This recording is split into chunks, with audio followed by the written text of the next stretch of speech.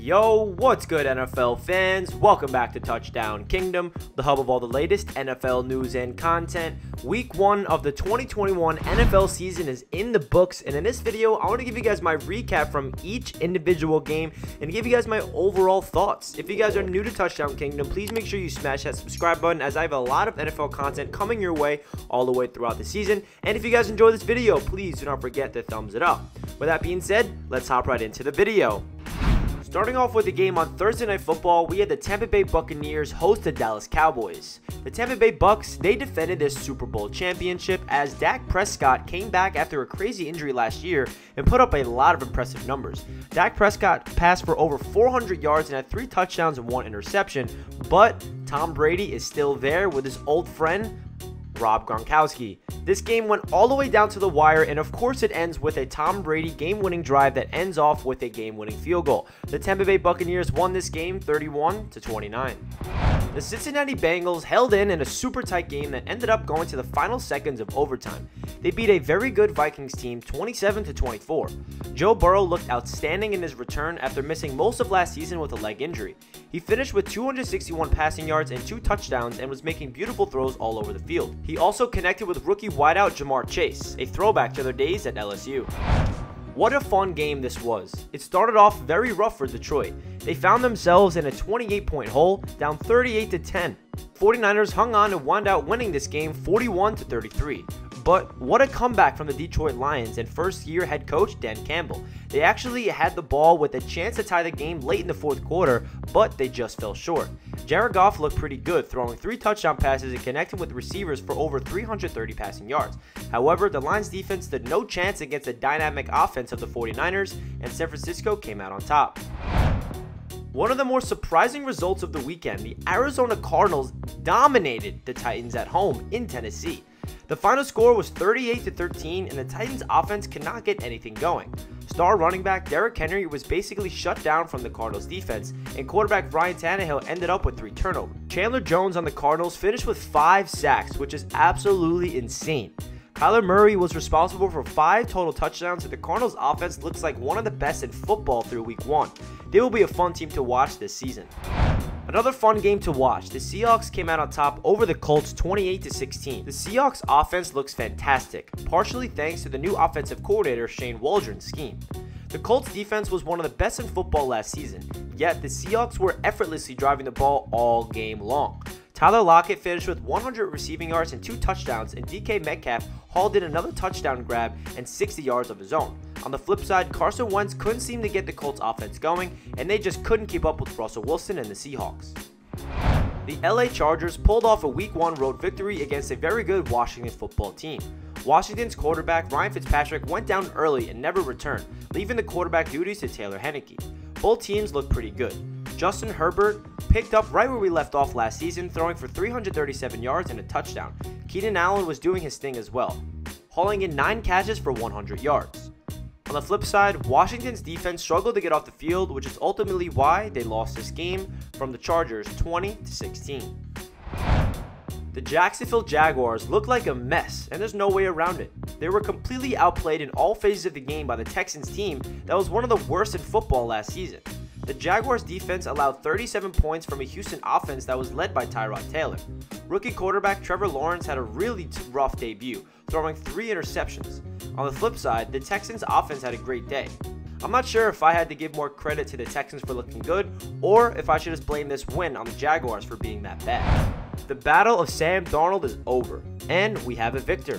The Carolina Panthers hung in at home to beat the Jets 19-14. This wasn't a very high-powered offensive game, as you could tell from the score.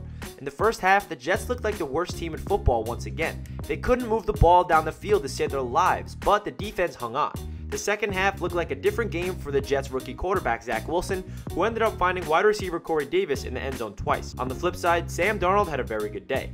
He threw 1 touchdown and ran 1 in himself. Christian McCaffrey is by far the biggest part of this offense, and he was crucial to the Panthers' victory. Not much to say about this one. The Atlanta Falcons, much to everyone's surprise, stood absolutely no chance to the Eagles. The Eagles' running attack was outstanding, totaling 173 yards on the ground, and Jalen Hurts was hit and sacked just 1 time. The Eagles were able to dominate in the trenches on both sides of the ball. and their defensive line managed to get to Matt Ryan 3 times in the fourth quarter, a very impressive win for the Eagles' first-year head coach Nick Sirianni and young quarterback Jalen Hurts. One of the bigger upsets of the weekend, most people thought the Bills were a lock to win this game at home. The lesson learned, never count out Big Ben Roethlisberger and the Pittsburgh Steelers. They started the game off very slow on offense with just 54 total yards in the first half, but they came out after halftime ready to roll. The Bills cannot adjust, and Josh Allen was under pressure all day from the likes of TJ Watt and Cam Hayward, who finished with 3 combined sacks between the two of them. A shocking loss for many Bills fans and a great statement win on the road for Mike Tomlin and the Steelers. The Denver Broncos were all over the New York Giants last week. Broncos quarterback Teddy Bridgewater did exactly what they paid the veteran to do. He played nothing but winning football. He finished with a very efficient stat line, completing 28 of 36 attempted passes for 264 yards and 2 touchdowns, and he looked poised and confident as a pocket passer. The Giants have a lot of work to do, and the Broncos should be happy with their performance of Teddy Bridgewater as well as their defense. The closest game of the weekend, the Miami Dolphins just narrowly hung on to beat the New England Patriots at home in Foxborough. Both teams seemed fairly evenly matched, but the Dolphins were able to hang on due to a Damian Harris fumble. The Miami Dolphins look good, but definitely have some growing pains to work through with Tua. Mac Jones showed promise for the Patriots, but they struggled in the red zone, going just 1 for 4. By far, one of the biggest shocks of the weekend. Nobody thought the Saints would win this game, let alone blow out the Packers, a Super Bowl caliber team. After winning league MVP in 2020, Aaron Rodgers was embarrassed in his 2021 debut. Jameis Winston and the Saints looked unstoppable. Although Winston only threw for 148 yards, he managed to throw an outstanding 5 touchdown passes and led the New Orleans Saints to a statement blowout victory against a team that is favored to win the Super Bowl this season.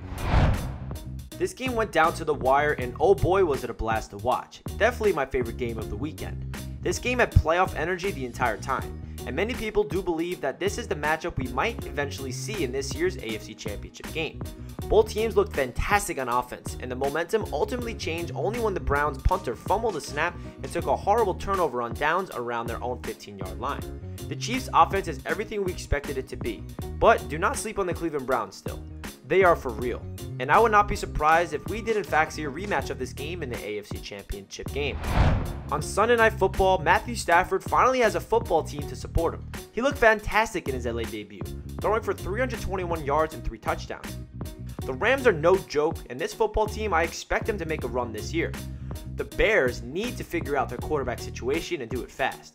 Justin Fields had his first NFL touchdown on the ground and certainly showcased a part of his game that Andy Dalton just cannot replicate. I'd imagine that the starting job of Chicago won't be Andy Dalton's for much longer. And now to finish off week 1 in the NFL, we had a crazy Monday night game, definitely the game of the week. The Baltimore Ravens were in Las Vegas to face the Raiders, and this went all the way down to overtime.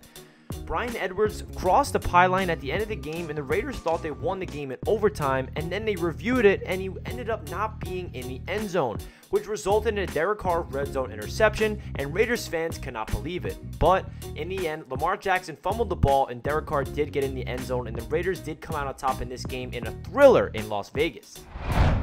That does it for this video of my NFL Week 1 recap. If you guys enjoyed this video, please make sure you smash that like button and comment down below some of your thoughts of Week 1 in the NFL. Hope you guys have a fantastic day, and I'll catch you guys next time.